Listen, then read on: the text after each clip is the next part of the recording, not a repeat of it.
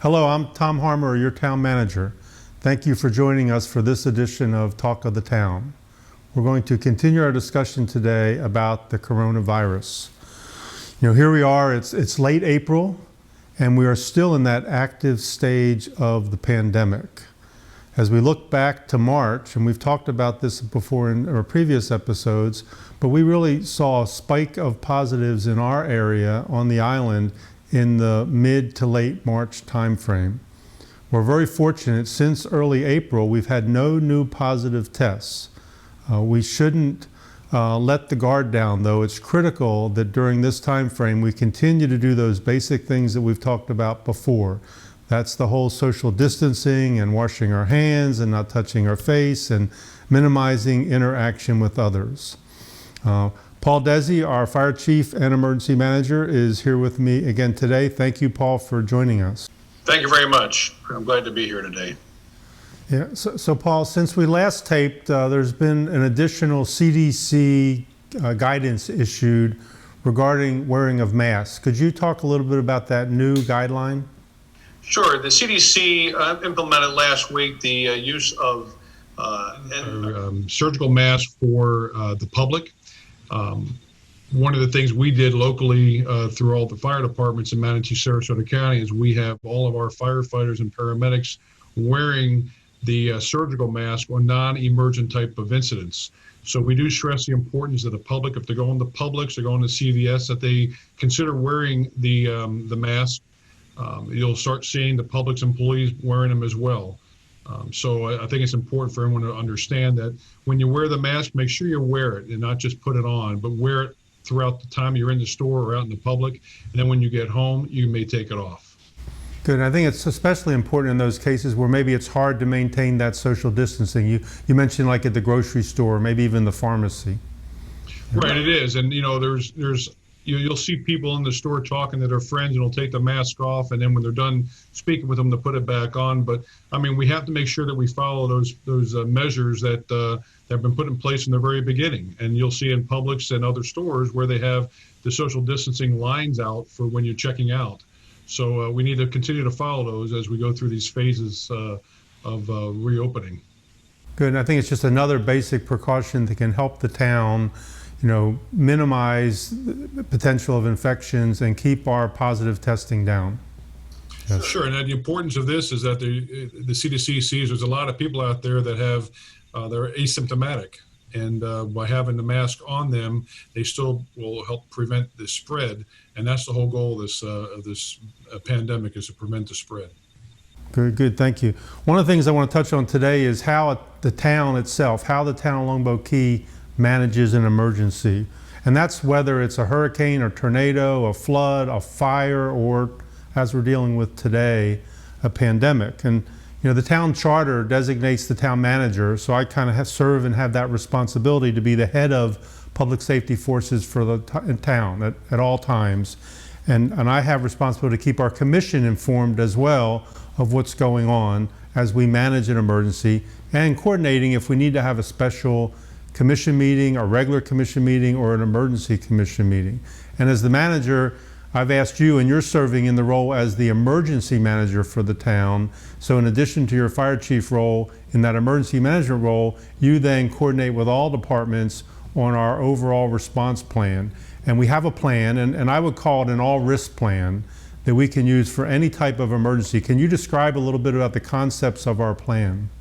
Sure. So like you said earlier, it doesn't have to do with just the pandemic. Where a lot of the governments are used to using it in a hurricane or in a weather type event. And what we break it down. We use the incident command system or the incident management system, where it helps break down the jobs and the duties and the objectives that need to be made. We have an incident manager, and then under the incident manager, we have several different positions, such as in this case here, we're using the operations sections chief, the planning sections chief, and the finance sections chief. And on each of those sections, they have other people that they place into those positions to help them with the ultimate goal of the objectives that to be met. And I think it's good, and I like to emphasize that whole idea of it's at risk. It doesn't matter what type of emergency it is, the concepts apply. And they apply from a response phase, which what I would call the phase we're in right now with active infections, to also the recovery phase of how do we resume normal operations at some point. And we're used to that, planning for that and doing that. And we're in that phase now where there's still active infections, but while those are going on and we're responding to those and we have protocols in place, we are also working behind the scenes on how do we restore and reopen certain facilities and amenities on the island. Right. There's so much going on simultaneously when this is going, with the, whether it's an event like a pandemic or it's an active shooter or it's a fire or it's a weather event. There's a lot of things going on. But one thing that people need to keep in mind is that we have all those areas covered. We have people in those positions that we have confidence that they'll get the job done, but also that we're communicating with the both counties. We don't do this just arbitrarily. We work with both counties and coordinate the efforts so that our residents get the message, whether they live in Manatee or Sarasota, with the lead being Sarasota County. Yeah, I think that's a good point. And I think we may have said that before, but it's worth emphasizing.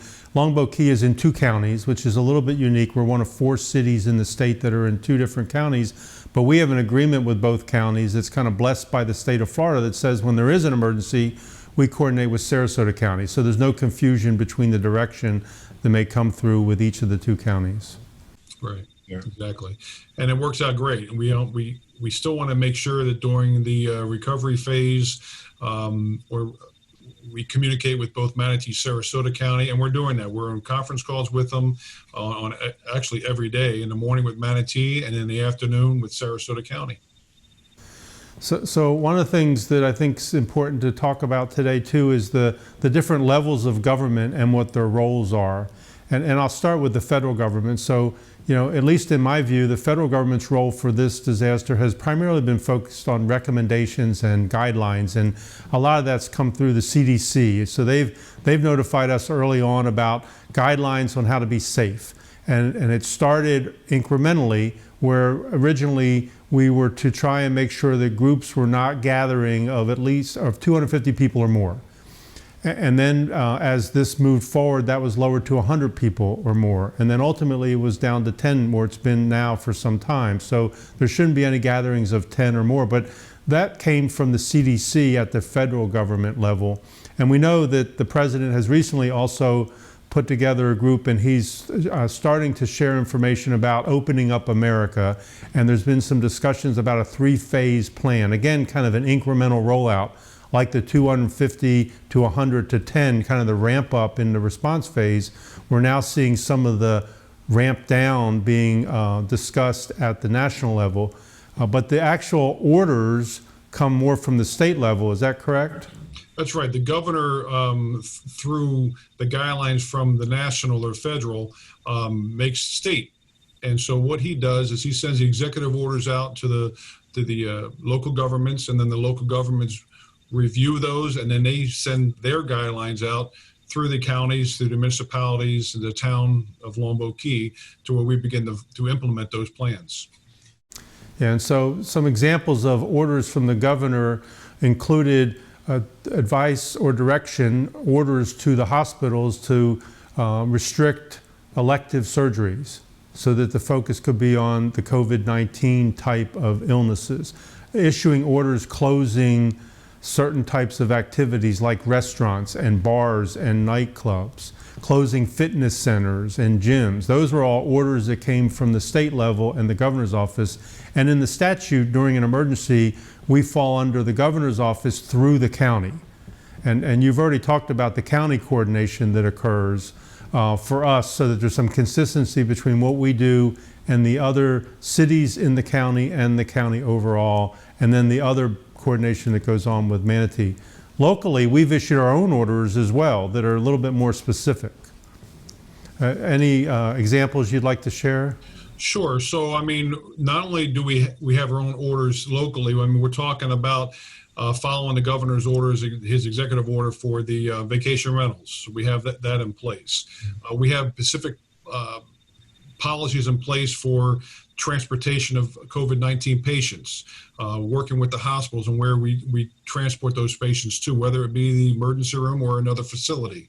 So how we respond to those calls, and we have policies in place with the fire department on how we respond to those. So an example would be, normally we have the police department respond on all medical calls with us and all fire alarms with us. We early on changed that policy to where we would have the fire department arrive on their calls, and if we needed law enforcement, we would call for law enforcement. But what we're trying to do is we're trying to limit the spread, and by doing putting those policies in place, that's what we're doing. We're limiting that spread. Well, no, I think that's a good point. And what you've talked about is primarily like operational policies. And we've also done that in the non-first responder public safety realm as well, where we have people working flex schedules and e-work, working from home remotely. We've closed town hall to protect both the public and the employees from having interaction that's unnecessary. We've gone to a little bit more electronic way in dealing with certain things like inspections and signing of documents, et cetera. And all of that, I think, goes back to, it wasn't an order of the governor, but it was an order that we did to help make sure we could meet the CDC guidelines and the overall orders that were out there. The governor had also issued the safer at home rule, which is really a broad application to all Floridians to say you really need to stay home unless you have an essential service or activity you need to perform. And that's right. There were a lot of questions from our citizens that were answered to them and try to define what that meant. And we had conference calls with them, and we hope that through those conference calls, they got the answers they needed. And we talked a little bit about recovery or restoring, and so that's kind of this next phase that's going to occur. And when is that going to start? We don't know. But we know that as we track daily the statistics that are coming in from the state and the county, that at some point we're going to get to the position of starting to open things back up. And I anticipate that to be incremental, just like it was when we ramped things up. And so how we open back up beaches or our town facilities or some of the amenities at our parks. Right, and I think that's, as we spoke earlier, it's easy to close down something, but it is more difficult to open it back up, especially with new policies that you have in place. Making sure that the citizens have confidence in what we're doing currently, and what they'll have continue to have confidence as we open the town back up. So it is important to get everyone involved. It's important to get the Chamber of Commerce involved, and getting everyone's input as far as moving this thing forward. But keeping in mind that we want to make sure it's uniform across the board, whether it's a Sarasota County and Manatee County, when we're doing something like this, that our residents don't get confused. And that's why like you said earlier, we decided to use Sarasota County as the lead on something like this, but keeping in mind that we still have residents in Manatee County that we want to go ahead and look after as well.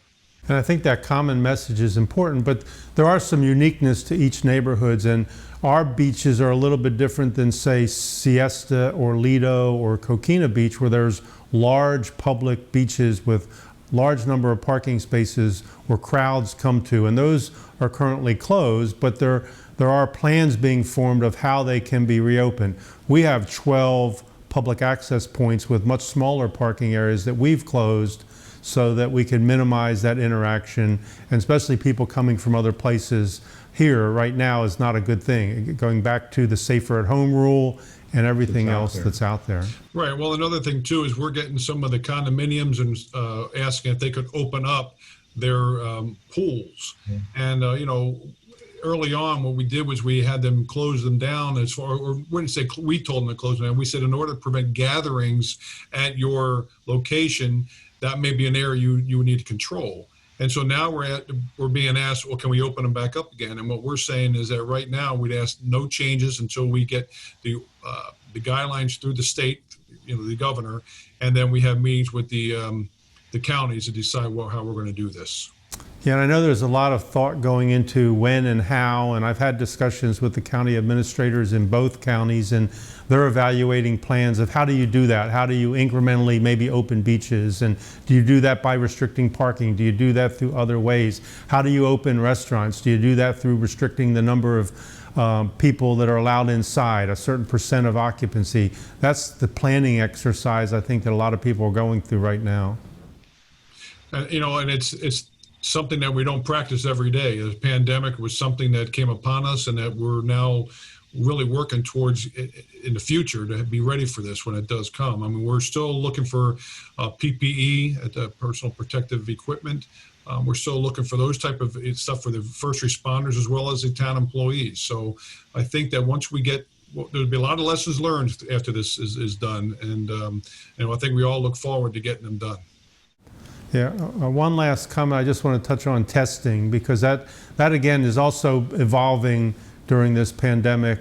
Originally, testing has been very much targeted towards people who have symptoms.